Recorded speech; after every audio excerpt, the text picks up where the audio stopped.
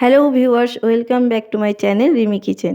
আজ আমি তোমাদের সাথে শেয়ার করব ঢ্যাঁড়সের একটি নিরামিষ রেসিপি, যেটা মাত্র দুটো উপকরণ দিয়ে তৈরি করে নেওয়া হয় খুব সহজেই। আর এই রেসিপিটা গরম ভাতের সাথে কিন্তু অসাধারণ লাগে। তো দেখো কত সহজেই এই রেসিপিটা তৈরি করে নেওয়া যায়, আর মাত্র দুটি উপকরণ দিয়ে এটা তৈরি করে নেওয়া যাবে। তো চলো দেখে নাও কত সহজে এটা তৈরি করে নেওয়া যায়। তার আগে আমার চ্যানেলে যদি নতুন হয়ে থাকো তাহলে অবশ্যই সাবস্ক্রাইব করে নেওয়ার অনুরোধ রইল। তো দেখো আমি এখানে নিয়ে নিয়েছি কচি ঢ্যাঁড়স। ঢ্যাঁড়সগুলোকে ভালো করে ধুয়ে পরিষ্কার করে নিয়েছি। আর এই ঢ্যাঁড়সগুলো যেহেতু কচি, তো বেশি ছোট করে কাটার দরকার নেই, দু অর্ধেক করে আমি কেটে নিয়েছি। তোমরা চাইলে কিন্তু এগুলো গোটা গোটাও রান্না করতে পারো। যদি একটু সাইজে ছোট হয় গোটাই রান্না করলেও কোনো অসুবিধা নেই, ভালো লাগবে। তো এগুলোকে আমি ধুয়ে পরিষ্কার করে নিয়েছি। এবার দেখো এর মধ্যে আমি লবণ মাখিয়ে দিচ্ছি, লবণ, আর দিয়ে দিচ্ছি অল্প একটু হলুদ, আর দিচ্ছি একটু লঙ্কার গুঁড়ো। এগুলো দিয়ে সমস্ত দিয়ে ভালো করে আমি মাখিয়ে 5 মিনিটের জন্য রেখে দেব। তার আগে একটু জল ছিটিয়ে নেবে, তাহলে কিন্তু এগুলো ভালো করে মাখানো যাবে। ঢ্যাঁড়সের মধ্যে যদি একটু হালকাভাবে জল ছিটিয়ে নাও, তারপরে এগুলো যদি মাখাও তাহলে কিন্তু ভালো করে এগুলোর মধ্যে, ঢ্যাঁড়সগুলোর মধ্যে ভালো করে মেখে থাকবে। তো দেখো এদিকে আমি কড়াই নিয়ে নিয়েছি, কড়াইয়ের মধ্যে আমি অল্প একটু তেল নিয়ে নিচ্ছি। এবার আমি ঢ্যাঁড়সগুলোকে ভেজে নেব। প্রথমে এই যে মাখিয়ে রাখা ঢ্যাঁড়সগুলোকে আমি প্রথমে ভেজে নেব। তো দেখো হালকাভাবে নাড়াচাড়া করে আমি ভেজে নিচ্ছি, খুব বেশি কিন্তু ভাজবে না, প্রায় 60% মতন এটাকে ভেজে নিতে হবে। দেখো নাড়াচাড়া করে ভেজে নেব, ঢাকা দেওয়ার প্রয়োজন নেই, এটা নাড়তে নাড়তেই ভাজা হবে, সেরকমভাবেই ভাজতে হবে।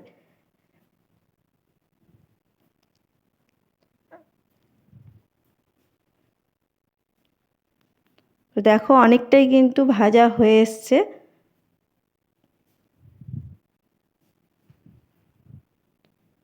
দেখতেই পাচ্ছ, এরকমভাবে পুরো ভেজে নিতে হবে, আর কিন্তু আমি ভাজবো না। ঠিক এই পর্যায়ে এবার আমি ঢ্যাঁড়সগুলোকে নামিয়ে নেব।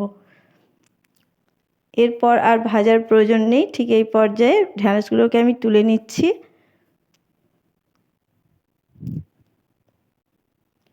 তো সমস্ত ঢ্যাঁড়স আমি তুলে নিলাম। এরপর কড়াইটাকে আমি পরিষ্কার করে নিয়েছি। দেখো এবার কড়াইয়ের মধ্যে দিয়ে দিচ্ছি আরও একটু সর্ষের তেল। তো সর্ষের তেলটা গরম হয়ে গেলে এর মধ্যে আমি দিয়ে দেব হলুদ গুঁড়ো, সামান্য হলুদ গুঁড়ো দিয়ে দিলাম, আর দিয়ে দিলাম এখানে কাশ্মীরি লঙ্কার গুঁড়ো, যাতে কালারটা কিন্তু খুব ভালো আসবে। তেলের মধ্যে যদি এরকমভাবে হলুদ ও লঙ্কা গুঁড়ো দেওয়া হয় তাহলে কিন্তু কালার খুব ভালো আসে। তো দেখো এবার আমি এখানে দুটো মিডিয়াম সাইজের টমেটো কেটে নিয়েছিলাম, সেই টমেটোটাকে আমি এখানে দিয়ে দিলাম। লম্বা লম্বা করে একটু টমেটোটা কেটে নিয়েছিলাম, সেটা আমি এখানে দিয়ে দিলাম। এবার এটাকে নাড়াচাড়া করে নেব যতক্ষণ না টমেটোটা নরম হয়ে আসছে।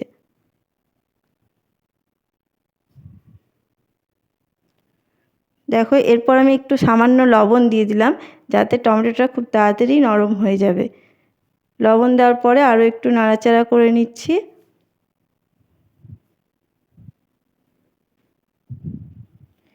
এরকমভাবে নাড়াচাড়া করে নিতে হবে। নাড়াচাড়া করতে করতে আমি এটা একটু চাপা দিয়ে দিচ্ছি। চাপা দিয়ে প্রায় 2 মিনিট মতন এটাকে চাপা দিয়ে রেখে দিচ্ছি। যতক্ষণ এটা হচ্ছে ততক্ষণ আমি একটা মশলার পেস্ট তৈরি করে নেব।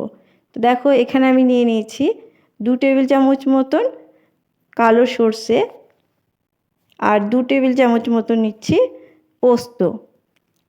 কালো সর্ষে ও পোস্ত, 2 টেবিল চামচ সর্ষে আর 2 টেবিল চামচ পোস্ত।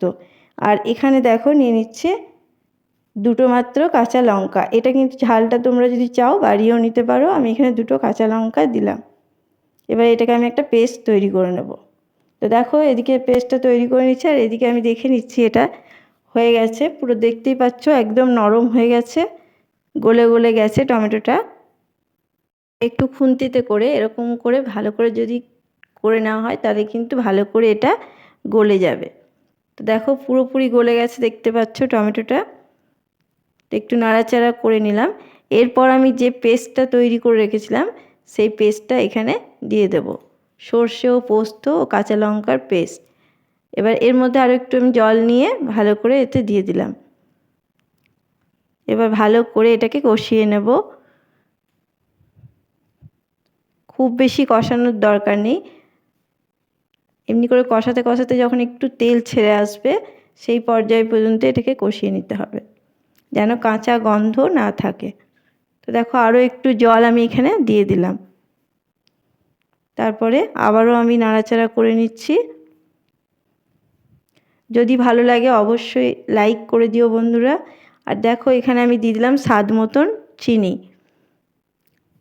নিরামিষ রান্নায় একটু চিনি দিলে ভালো লাগবে, মিষ্টি মিষ্টি রান্না। একটু চিনি দিয়ে দিলাম এখানে। দেখো দেওয়ার পরে আমি আরও একটু জল দিয়ে দিলাম, যাতে একটু ঝোল ঝোল ভাব থাকবে এবং এটা ফুটতে একটু সময় নেবে। তো এটাকে আমি একটু ফুটিয়ে নেব, তার জন্য আমি এখানে চাপা দিয়ে দিচ্ছি এবং ঝোলটাকে একটু ফুটিয়ে নিচ্ছি। তো দেখো এখানে আমি 2 মিনিট মতন ফুটিয়ে নিয়েছি, দিয়ে ফুটিয়ে নিয়ে এবার দেখাচ্ছি তোমাদেরকে, এটা দেখে নাও এরকম পর্যায়ে। এরপর আমি এখানে ঢ্যাঁড়সগুলোকে দিয়ে দেব, যে ভেজে রাখা ঢ্যাঁড়সগুলো সেই ঢ্যাঁড়সগুলো আমি এখানে দিয়ে দিচ্ছি। এবার ঢ্যাঁড়সগুলোকে দিয়ে ভালো করে মশলার সাথে মিশিয়ে নেব। এখানে যেহেতু 60% মতন ঢ্যাঁড়সগুলো হয়ে যাচ্ছিল, তার জন্য এখানে আরও কিছুক্ষণ ফুটিয়ে নেব এটার সাথে।